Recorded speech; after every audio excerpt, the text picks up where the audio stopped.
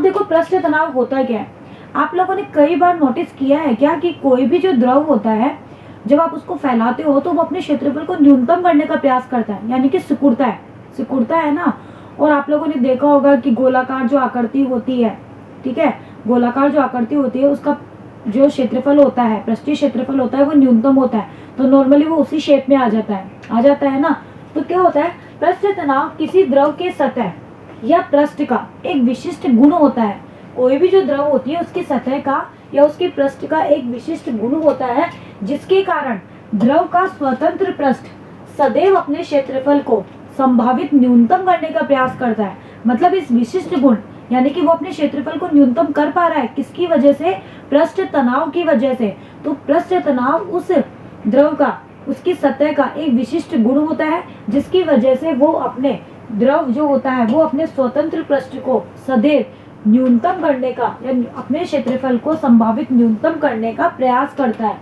तो द्रव की कोई निश्चित आकृति नहीं होती है, ये हम जानते हैं, परंतु उनका अपना एक निश्चित आयतन जरूर होता है। भाई इनका एक निश्चित आयतन तो होता है, आकृति तो नहीं होती लेकिन आयतन तो होता है। जब उन्हें किसी पात्र में उड़ेला जाता है तो उनका एक स्वतंत्र पृष्ठ होगा। तो क्या होगा, जैसे ही आप उस द्रव को किसी पात्र में डालोगे तो वो उनका एक खुद का एक स्वतंत्र पृष्ठ होता है। इस स्वतंत्र पृष्ठ की कुछ अतिरिक्त ऊर्जा भी होती है और इसी घटना को हम कहते हैं पृष्ठ तनाव। क्या कहते हैं बच्चों, पृष्ठ तनाव यानी कि सरफेस टेंशन। यह केवल द्रवों में हो सकती है क्योंकि जो गैस होती है उनमें कोई स्वतंत्र पृष्ठ नहीं होता है, तो ये केवल और केवल द्रव का गुण है। तो पृष्ठ जो तनाव होता है वो केवल और केवल द्रवों का गुण होता है, यह गैसों का गुण नहीं होता है। ओके बच्चों, तो आपको समझ में आया पृष्ठ तनाव क्या होता है। किसी भी द्रव जो होता है उसकी सतह का या उसके पृष्ठ का एक विशिष्ट गुण होता है जो उसके स्वतंत्र पृष्ठ के क्षेत्रफल को संभावित न्यूनतम करने का प्रयास करता है और इसे ही हम कहते हैं पृष्ठ तनाव। अब देखो पृष्ठ ऊर्जा क्या होती है। यदि किसी द्रव के पृष्ठ का, मान लो कि कोई द्रव है, उसके पृष्ठ के क्षेत्रफल को आप बढ़ा रहे हो तो उसके अणु द्रव के अंदर से द्रव के पृष्ठ पर आ जाएंगे। भाई द्रव में बहुत सारे अणु होंगे ना, आपने क्या किया, उस द्रव के पृष्ठ के क्षेत्रफल को आपने बढ़ा दिया तो उसके अंदर के जो अणु है वो उसके पृष्ठ के ऊपर आ जाएंगे। इन अणुओं को द्रव के, अब देखो द्रव के अंदर के जो अणु है वो आपस में आकर्षण बल से बंधे हुए हैं, जैसे आपको इस डायग्राम में नजर आ रहा है। जैसे द्रव के अंदर के अणु है ये आपस में दूसरे अणु से आकर्षण बल के द्वारा बंधे हुए हैं। जैसे ही कुछ अणु इसके आपने क्षेत्रफल को बढ़ाया तो इसके पृष्ठ पर आ गए, तो अब ये जो अंदर के अणु है वो इसको खींचेंगे। पृष्ठ वाले जो अणु है उसको ये अंदर वाले जो अणु है उसको ये खींचेंगे या नहीं। तो द्रव के पृष्ठ के ठीक नीचे वाले जो अणु है उनके आकर्षण बल के विरुद्ध इसको काम करना पड़ेगा। भाई ये इसको आकर्षित कर रहे हैं तो इसके आकर्षण के विरुद्ध इनको क्या करना पड़ेगा, काम करना पड़ेगा। यही कार्य नए पृष्ठ में, जो आपने नया पृष्ठ बनाया ना, इसके पृष्ठ को विस्तार करके नए पृष्ठ में स्थितिज ऊर्जा के रूप में संचित हो जाता है। क्या हो जाता है बच्चों, ये जो किया गया कार्य होता है वही हमारे नए पृष्ठ की स्थितिज ऊर्जा के रूप में संचित हो जाता है। इस प्रकार द्रव के पृष्ठ पर स्थित अणुओं के पास में कुछ अतिरिक्त ऊर्जा आई नहीं आई। भाई ये जो अतिरिक्त ऊर्जा है वो द्रव के पृष्ठ पर जो अणु है उनके पास में आ गई ना, और इसी ऊर्जा को हम कहते हैं पृष्ठ ऊर्जा, सरफेस एनर्जी कहते हैं। तो आया आपको समझ में कि द्रव के अंदर के जो अणु होते हैं, जैसे ही आपने कोई द्रव है उसके क्षेत्रफल को आपने बढ़ाया, उसके पृष्ठीय क्षेत्रफल को आपने बढ़ा दिया तो इसके जो अंदर के अणु है वो इसके पृष्ठ के ऊपर आ गए। अब ये पृष्ठ पर जो अणु है वो अंदर के अणु जो है वो इसको खींचेंगे आकर्षण बल से, तो इसके विरुद्ध इनको काम करना पड़ेगा। तो यही किया गया कार्य इनकी स्थितिज ऊर्जा के रूप में संचित होगा, यानी कि ये जो पृष्ठ के जो अणु है इनके पास में एक अतिरिक्त ऊर्जा और आ गई जिसे हम कहते हैं हमारी पृष्ठ ऊर्जा। ओके बच्चों, चलिए अब देखो पृष्ठीय ऊर्जा और पृष्ठ तनाव इनको हम कैसे एक दूसरे के साथ में देखते हैं। माना कि कोई द्रव है, उसकी एक क्षैतिज फिल्म है, हमने कोई द्रव ले ली और इसकी एक क्षैतिज हमने इस तरह से फिल्म ली, इस तरह से हमने एक क्षैतिज को इसकी एक फिल्म बना ली जो किसी ऐसी छड़ के ऊपर समाप्त हो रही है, और ये जो फिल्म है वो ऐसी छड़ के ऊपर समाप्त हो रही है जो समांतर निर्देशकों पर सरकने के लिए स्वतंत्र है। मतलब आप इसको सरका सकते हो, यहाँ है तो यहाँ से आप इसको इधर की तरफ सरका सकते हो समांतर निर्देशांकों के फलकों पर। अब देखो माना कि साम्य अवस्था में हमारी जो छड़ है उसको किसी छोटी दूरी डी तक हटाया। साम्य अवस्था में हमने इसको एक छोटी सी जो दूरी है डी, उस तक हमने इसको हटाया। चूंकि फिल्म का जो क्षेत्रफल है या इसका जो पृष्ठीय क्षेत्रफल है वो बढ़ गया, बढ़ा या नहीं बढ़ा, पहले इतना था, आपने इसको डी दूरी तक और करा तो ये इतना बढ़ गया, बढ़ा नहीं बढ़ा, बढ़ गया। इसका अर्थ क्या हुआ कि आप इस निकाय में क्या होगी, अधिक ऊर्जा होगी। अभी अभी तो हमने समझा, तो अब निकाय में अधिक ऊर्जा होगी। इसका अर्थ है कि आंतरिक बल के विपरीत कार्य किया गया, कि आंतरिक जो बल लग रहे थे उनके विरुद्ध तो काम किया गया, और यही तो किया गया कार्य इसकी स्थितिज ऊर्जा के रूप में संचित हुआ ना। तो माना कि आंतरिक बल जो है वो F है और किया गया कार्य कितना है, F डॉट डी। होगा नहीं होगा भाई, डी दूरी तक आप बढ़ा रहे हो तो किया गया कार्य कितना हो गया, F डॉट डी या फिर F डी हो गया। ऊर्जा संरक्षण के अनुसार अब फिल्म में संचित अतिरिक्त आंतरिक ऊर्जा है, होगी नहीं होगी भाई, ऊर्जा संरक्षण नियम के अनुसार इसके अंदर जो अतिरिक्त आंतरिक ऊर्जा है वो इतनी होगी। मानव फिल्म की प्रति एकांक क्षेत्रफल, यही आंतरिक ऊर्जा को हम पृष्ठ ऊर्जा कहते हैं, तो हमने मान लिया कि प्रति एकांक क्षेत्रफल पर जो पृष्ठ ऊर्जा है उसको मैंने कहा S, और अतिरिक्त क्षेत्रफल कितना हो गया 2dl। अब अतिरिक्त क्षेत्रफल कितना हो गया 2dl। ऐसा क्यों हुआ, क्योंकि जो फिल्म होती है उसमें दो पार्श्व होता है तथा जिनके बीच में यह द्रव होता है, जिसकी वजह से ये dl की जगह हमने कितना ले लिया 2dl ले लिया।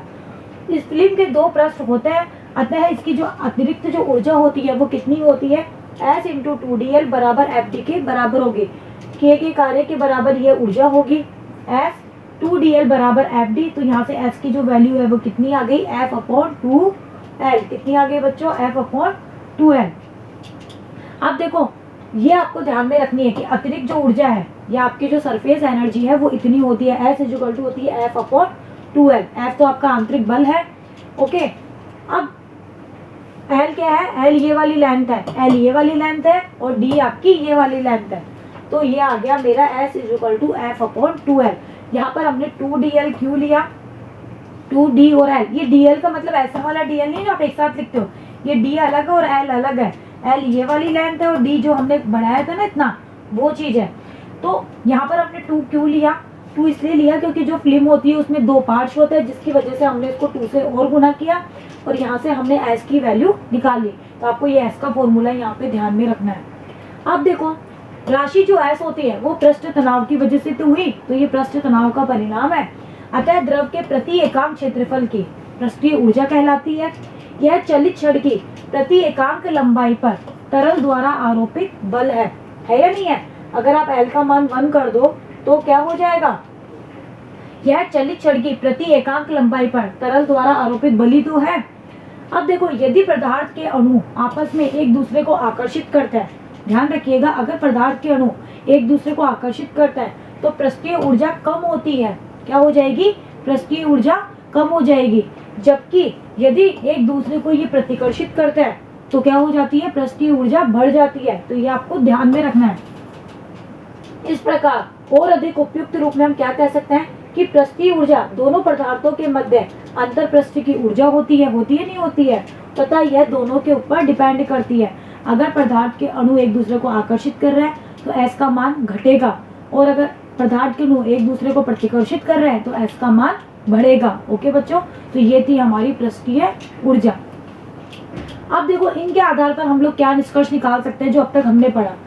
पृष्ठ तनाव द्रव तथा किसी अन्य पदार्थ के बीच अंतर पृष्ठ के तल में प्रति एकांक लंबाई पर कार्यरत बल है या नहीं। अभी भी तो पढ़ा S equal to F upon 2l।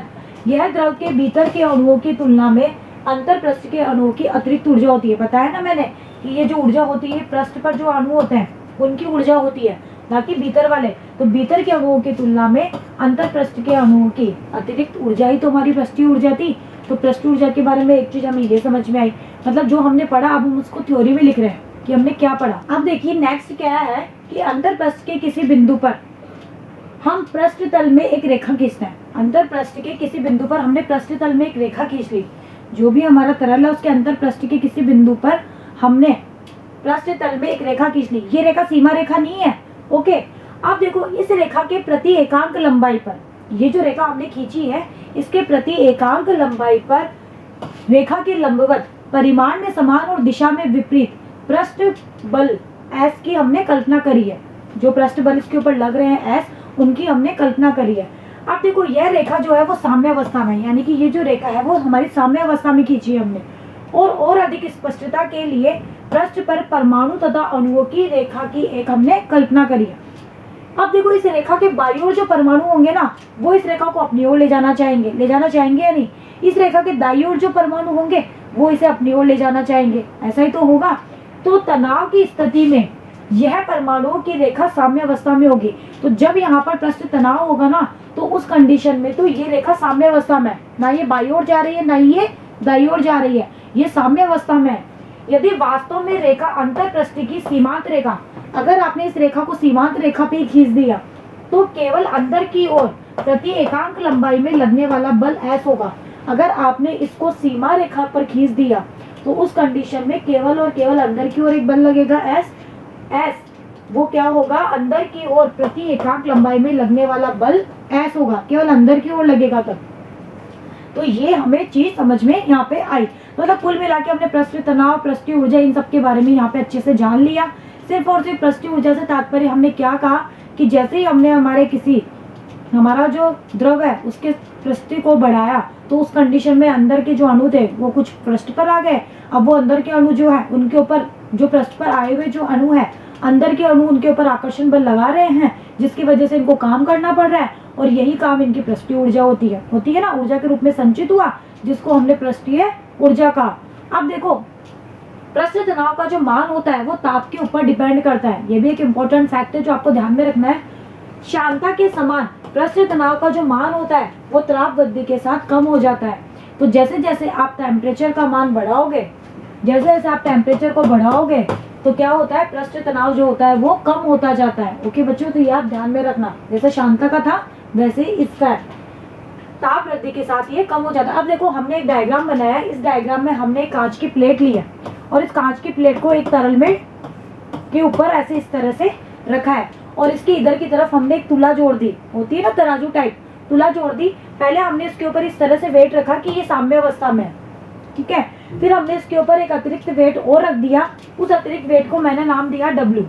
अब मैंने इसके ऊपर एक वेट और लगा दिया, साम्य अवस्था के अलावा मैंने इसके ऊपर एक अतिरिक्त वेट W और रखा कि ये जो प्लेट है वो इस द्रव से अलग हो गई। कितना वेट हमने रखा, तो मान लीजिए कि आवश्यक अतिरिक्त भार कितना है, W है। तब द्रव वायु अंतर पृष्ठ का जो पृष्ठ तनाव होगा, द्रव और जो वायु है उसके अंतर पृष्ठ का जो भी पृष्ठ तनाव होगा उसको इस फॉर्मूले से दिया जाता है। ये सारे के सारे फॉर्मूले डायरेक्टली दिए हुए हैं, हमें इनको डायरेक्टली यहाँ पे ध्यान में रखने हैं, इनके डेरिवेशन वगैरह हमारे सिलेबस में नहीं है। तो वो कितना होता है, SLA W/2L होता है। कितना होता है, W/2L। और W की जगह आप mg रख दो। कितना है भार, m कितना आपने रखा और g कितना लग रहा है, तो mg/2L ये इतना होता है। m क्या है, अतिरिक्त भार। L क्या है, कांच की प्लेट के निचले किनारे की लंबाई है। कांच की जो प्लेट है ना उसके निचले किनारे की जो लंबाई है ना वो है L। इस तथ्य को आप बताओ, यहाँ द्रव वायु अंतर पृष्ठ तनाव सम्मिलित है, मतलब यहाँ के पर जो द्रव वायु SLA, L का मतलब है लिक्विड, A का मतलब है एयर, यानी कि द्रव वायु अंतर पृष्ठ जो है तनाव वो इतना होता है। तो ये आपको डायरेक्टली यहाँ पे ध्यान में रखना है, ये एक छोटा सा एक्सपेरिमेंट करके यहाँ पे बताया गया है। अब देखिए संपर्क कोण क्या होता है। किसी अन्य माध्यम के संपर्क तल के निकट द्रव का जो पृष्ठ होता है वो आमतौर पर वक्रीय होता है, यानी कि किसी अन्य माध्यम के संपर्क तल के निकट द्रव का जो भी पृष्ठ हम लेते हैं वो नॉर्मली कैसा होता है, वक्रीय होता है।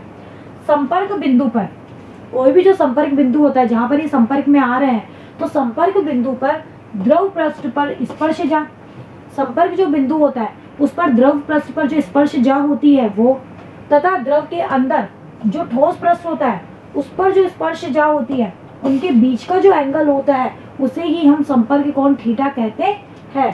तो ये आपको ध्यान में रखना है कि संपर्क कोण क्या होता है, द्रव पृष्ठ पर स्पर्शजा और ठोस के अंदर और जो द्रव होता है उसके अंदर ठोस के पृष्ठ पर जो स्पर्शजा होती है उनके बीच का जो एंगल होता है वही हमारा संपर्क कोण कहलाता है। द्रव तथा ठोस के विभिन्न युग्मों के अंतर पृष्ठों पर इसका जो मान होता है थीटा का मान वो अलग अलग होगा।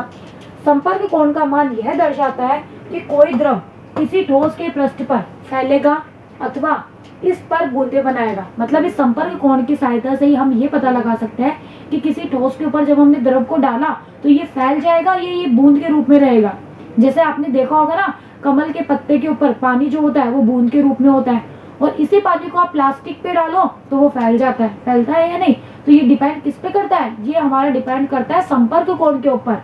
ठीक है, संपर्क कोण का मान किस तरह से, संपर्क कोण का मान जितना जैसे होगा उस तरह से ये फैलेगा और या फिर ये बूंद के रूप में रहेगा। तो कमल के पत्तों पर पानी जो होती है वो बूंदे बनाती है, जबकि एक स्वच्छ प्लास्टिक की प्लेट के ऊपर ये पानी जो होता है वो क्या होता है, फैल जाता है। तो किसकी वजह से हुआ ये, संपर्क कोण की वजह से। देखो इस तरह से, ये कमल के पत्ते के ऊपर तो ये बूंद के रूप में, तो इसका थीटा कितना है ये, और ये पानी स्वच्छ प्लास्टिक के ऊपर ये फैल गया तो इसका थीटा है ये। तो इस तरह से होता है। द्रव वायु के लिए पृष्ठ तनाव है SLA। ठोस वायु के लिए पृष्ठ तनाव को माना S ऑफ SA, और ठोस और द्रव के लिए माना S ऑफ SL। तीनों माध्यम के पृष्ठों पर लगे बल, तीनों जो माध्यम होते हैं इनके पृष्ठों पर लगे जो बल होते हैं वह संपर्क रेखा पर साम्य अवस्था में होने चाहिए। ये तीनों जो होते हैं, ये संपर्क जो रेखा होती है ना, ये इनके ऊपर साम्य अवस्था में होने चाहिए। इन तीनों से जब हम एक फॉर्मूला व्युत्पन्न करते हैं तो इस फॉर्मूले को भी आपको डायरेक्टली ध्यान में रखना है। वो इतना होता है, SLA cos theta plus S of SL बराबर होता है S ऑफ SA। यदि आपका S ऑफ SL ज्यादा हो जाए SLA से, देखो S का मतलब होता है सॉलिड, L का मतलब होता है लिक्विड और A का मतलब होता है एयर। तो इनसे आप इनके सिंबल ध्यान में रखना। अगर इसका मान ज्यादा है और इसका मान कम है तो संपर्क जो कोण होता है वो बढ़ जाता है। क्या हो जाता है, बढ़ जाता है। जैसे पानी तथा पत्ते का अंतर पृष्ठ, तो संपर्क कोण वृहद कोण होगा। कैसा होगा, वृहद कोण होगा। जैसा कि पानी तथा पत्ते का अंतर पृष्ठ, देखो ये वृहद कोण ही तो हुआ। देखो 90 से ज्यादा है और ये 90 से कम है, तो पानी और पत्ते के ऊपर तो ये बूंद बनाएगा। पानी तथा रेशे के बीच, और अगर पानी और रेशों के बीच संपर्क कोण बड़ा करने के लिए, अगर मुझे पानी और रेशों के बीच में संपर्क कोण को बड़ा करना है ना, तो इसके लिए हम जो जल होता है ना उसमें सहकारक का यूज करते हैं। ओके बच्चों, तो इस तरह से संपर्क जो कोण है वो हम लोग बता सकते हैं कि इस कोण के माध्यम से हमें पता पड़ता है कि ये द्रव के रूप में रहेगा, सॉरी बूंद के रूप में रहेगा, कि या फिर ये फैलेगा। ओके, तो ये था हमारा संपर्क कोण। अब देखिए बूंद और तथा बुलबुले की हम बात करते हैं। जैसे बूंद और जो बुलबुला होता है उसमें फर्क होता है नहीं होता है? क्या बूंद और बुलबुला एक जैसा ही होता है? नहीं ना। देखो पृष्ठ तनाव का एक महत्व यह भी है कि यह गुरुत्व बल के प्रभाव की उपेक्षा की जा सकती है, कि यहाँ पर हम गुरुत्वीय बल का जो प्रभाव होता है ना उसको हम नेग्लिजिबल मान सकते हैं। तो द्रव की मुक्त बूंदे तथा बुलबुले जो होता है वो गोलाकार होता है। अगर हम गुरुत्वीय बल के प्रभाव की उपेक्षा करें तो द्रव की जो बूंदे होती है या फिर जो बुलबुले होते हैं वो गोलाकार होते हैं। होते नहीं होते, गोले के रूप में तो दिखाई देते हैं ना। साबुन का बुलबुला आपने देखा होगा ना, साबुन में बुलबुले बनते हैं तो गोलाकार ही दिखाई देते हैं। किसी दिए गए आयतन के लिए सर्वाधिक स्थायी पृष्ठ क्या होता है? जिसका पृष्ठीय क्षेत्रफल सबसे कम हो।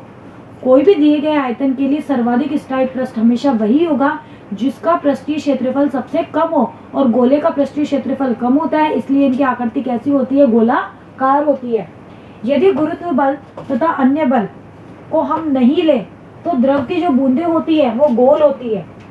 पृष्ठ तनाव का एक अन्य रोचक परिणाम और क्या है कि बूंद के भीतर का जो दाब होता है, कि कोई भी जो बूंद होती है ना उसके भीतर का जो दाब होता है ना वो बाहर के दाब से अधिक होता है। हमेशा ध्यान में रखना कि बूंद के भीतर का दाब ज्यादा होता है, जबकि बूंद के बाहर का जो दाब होता है ना वो यहाँ पे कम होता है। अब देखो माना कि कोई r त्रिज्या की कोई गोल बूंद है, हमने कोई एक r त्रिज्या की कोई गोल बूंद ले ली है और यह बूंद जो है वो साम्य अवस्था में है।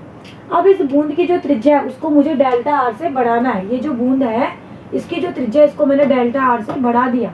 ये पहले साम्य अवस्था में थी r त्रिज्या की, अब इसकी त्रिज्या को मैंने डेल्टा r से बढ़ा दिया तो बूंद में अतिरिक्त ऊर्जा आएगी। वो अतिरिक्त ऊर्जा कितनी आएगी वो भी आपको डायरेक्टली ध्यान में रखनी है, इसका भी डेरिवेशन हमारे सिलेबस में नहीं है। वो ऊर्जा आएगी इतनी।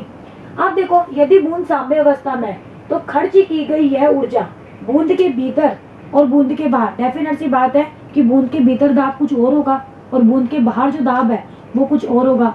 बूंद के भीतर के दाब को मैंने कहा PI, बाहर के दाब को कहा PO, P इन और P आउट, तो इनमें दाबांतर आ गया। तो यह जो ऊर्जा है वह दाबांतर के प्रभाव में प्रसार के कारण बूंद द्वारा प्राप्त की गई ऊर्जा से संतुलित होती है। यानी कि W बराबर हो जाएगा Pi माइनस P0 4 पाई R स्क्वायर डेल्टा R।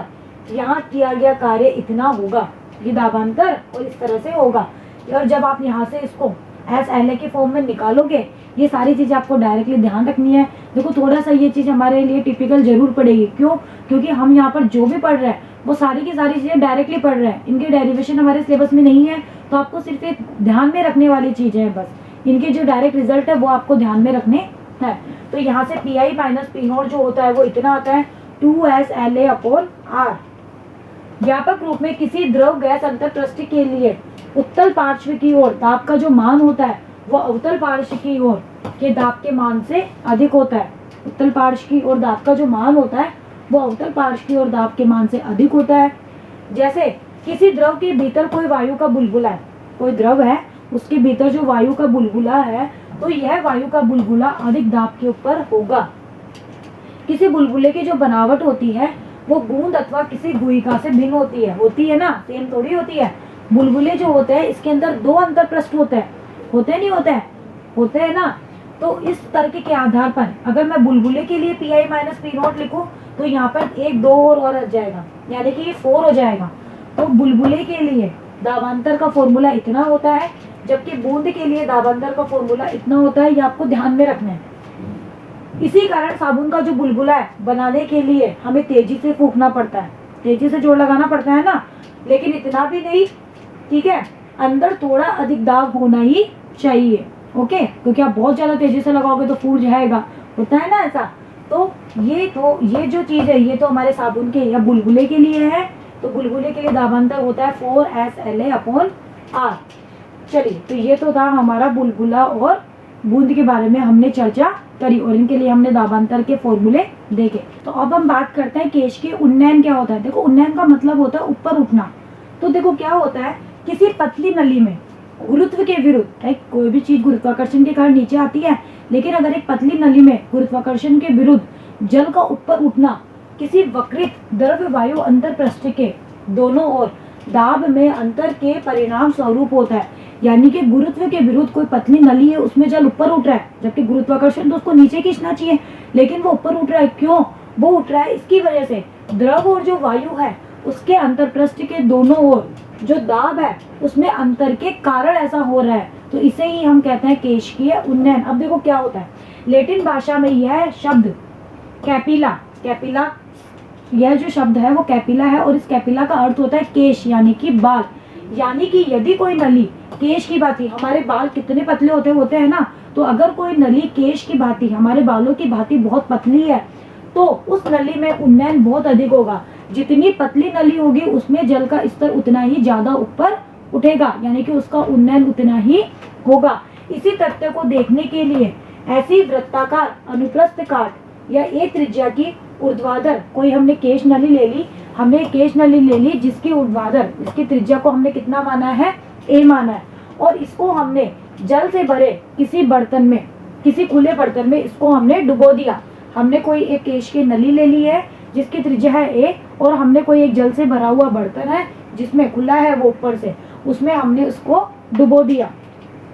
पानी तथा कांच, अब देखो अभी अभी हमने संपर्क कोण के बारे में पढ़ा, तो हमारे जो पानी होता है और जो हमारा कांच होता है, इनका जो संपर्क कोण होता है वो न्यून होता है, न्यून यानी कि कम होता है। इस प्रकार केशिका में पानी का जो पृष्ठ होता है वो कैसा होगा? संपर्क कोण न्यून होता है, जिसकी वजह से पानी में इस केशिका का जो पृष्ठ होता है वो अवतल होता है। कैसा होता है? अवतल, उत्तल, ये सब आप जानते हो ना।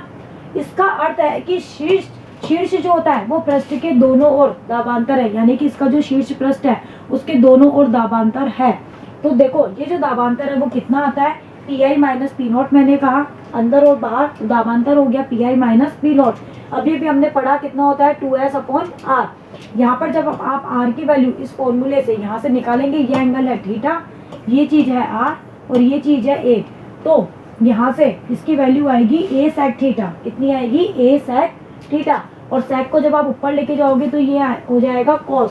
तो दाबांतर कितना होता है? 2S upon A into cos theta. इस प्रकार नली के भीतर वायु जल अंतरपृष्ठ पर जल का जो दाब होता है वो वायुमंडलीय दाब से कम होता है, यानी कि जल का जो दाब होता है ना इस पृष्ठ पर, वो हमारे वायुमंडलीय जो दाब होता है उससे कम होता है। तो जो चित्र में जो दो बिंदु दिखाए गए हैं, कौन से, ये ए और बी, इन दोनों के ऊपर दाब का जो मान है वो समान होना चाहिए। क्या होना चाहिए?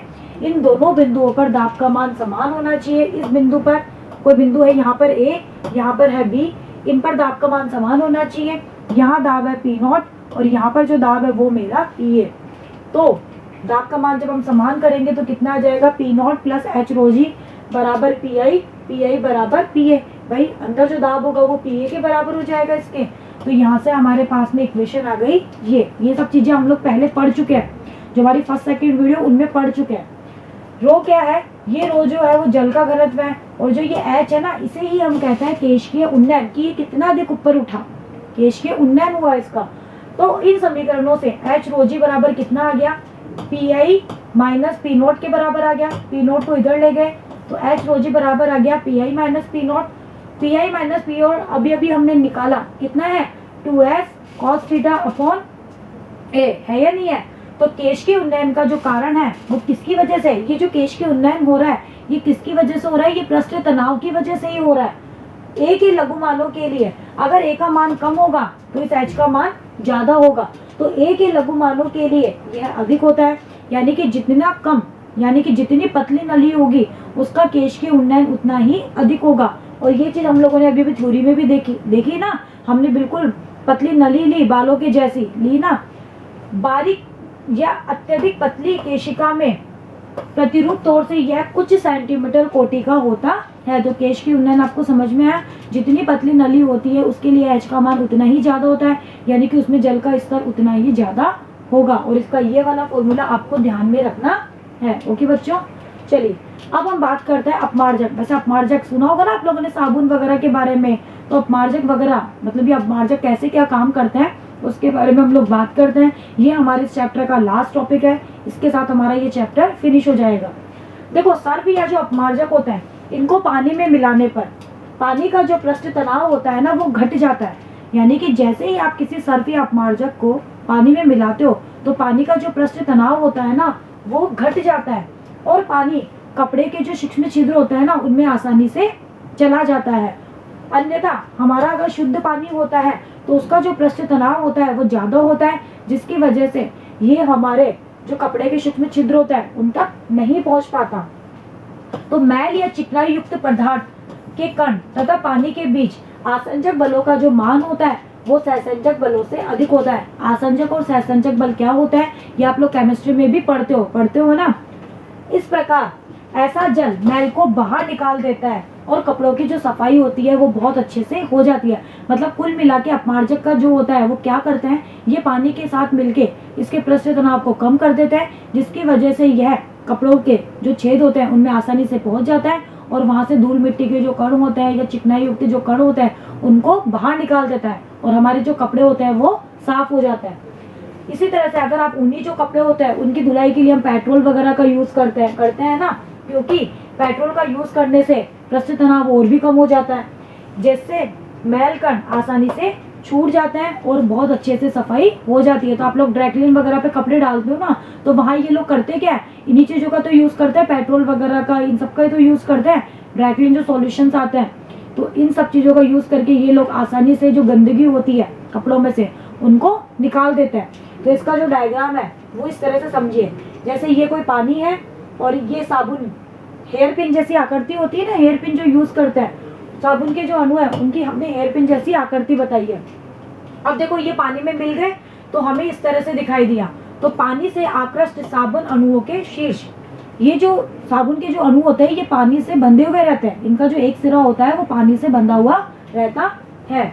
अब देखो ये मान लो कि कोई ग्रीस युक्त धूल के कण का प्लास्टर है, कोई भी आपकी धूल मिट्टी वाला आपने ले लिया वो है, जैसे ही आपने इसको जल मिलाया, जैसे ही आपने इसके ऊपर जल डाला तो धूल के कण विलगित नहीं होते। अगर आपने शुद्ध जल डाला तो क्या होगा, ये बिल्कुल भी इसमें विलगित नहीं होंगे ना। और आपने जैसे ही इसमें ये वाला पानी डाला ना अपमार्जक वाला, कि जिसमें आपने साबुन भी मिला रखा है, वो आपने डाला तो अपमार्जक मिलाने पर उसके अणुओं के तेलीय जो छोर होते हैं उस सीमा की ओर आकृष्ट होते हैं जहाँ जल धूल कण से मिलता है। तो अपमार्जक का जो एक सिरा होता है वो तो जल के अणुओं से बंधा हुआ रहता है और दूसरा जो सिरा होता है वो इस चिकनाई से बंधा रहता है। तो इस तरह से ये होता है। फिर क्या होता है, ये जो छोर होते हैं, अक्रिय जो छोर होते हैं, वह धूल कणों को घेर लेते हैं। जो ये सारे के सारे इसके जो ये छोर है, ये धूल के कणों को इन्होंने घेर लिया। देखो घेर लिया ना, ये देखो सारे के सारे धूल कणों को इन्होंने घेर लिया, जिससे धूल कण प्लास्टर जल प्रवाह द्वारा अलग हो जाता है। और सारे के सारे ये घेर लिया, और अब ये सारे के सारे जो है वो जल प्रवाह के द्वारा अलग हो जाते हैं। निलंबित धूल के कण साबुन के अणुओं से घिरे हुए हैं। अब देखो ये धूल के कण और ये साबुन के अणुओं ने देखो इसको कैसे घेर लिया, इस डायग्राम में आपको नजर आ रहा है। और फिर आपका जो कपड़े होता है वो आसानी से साफ हो जाते हैं। तो मतलब अपमार्जक जो होता है, इनकी क्रिया कैसे होती है, ये इस डायग्राम में हमें यहाँ पे दिखाया हुआ है। वैसे कुल मिला के ये पृष्ठ तनाव से रिलेटेड है कि जो अपमार्जक होते हैं उनको जल में मिलाने पर ये जल के पृष्ठ तनाव को कम कर देते हैं, जिसकी वजह से पृष्ठ तनाव जब कम हो गया तो डेफिनेट सी बात है कि ये कपड़ों के सूक्ष्म छिद्रों में आसानी से पहुंचेगा और उनको आसानी से साफ कर देगा। जबकि जो शुद्ध जल होता है उसका पृष्ठ तनाव ज्यादा होता है, जिसकी वजह से वो धूल के कणों को इनको आसानी से साफ नहीं कर पाता है। ओके बच्चों, तो इसी के साथ ही हमारा जो ये 10 चैप्टर है वो कंप्लीट होता है। बहुत ही आसान सा चैप्टर है, कोई बहुत ज्यादा हार्ड नहीं है। हाँ ये जरूर है कि इस चैप्टर में कुछ फॉर्मूले डायरेक्ट थे जिनके डेरिवेशन हमारे सिलेबस में नहीं थे, तो वो थोड़े से आपको याद करने में प्रॉब्लम होगी। तो आप 1-2 बार उनको याद करेंगे तो वो आसानी से हो जाएंगे, और न्यूमेरिकल निकालेंगे तो वो वैसे ही आपको याद हो जाएंगे। तो अब हम इस चैप्टर के न्यूमेरिकल सॉल्व करेंगे। तब तक आप लोग अपनी प्रैक्टिस कंटिन्यू रखिए, न्यूमेरिकल आप लोग सॉल्व करते रहिए, डेरिवेशन वगैरह जो भी है उनको आप हैंड ओवर करके जरूर देखिए। तो बने रहिएगा मेरे साथ, मिलते हैं नेक्स्ट वीडियो में। Thank you.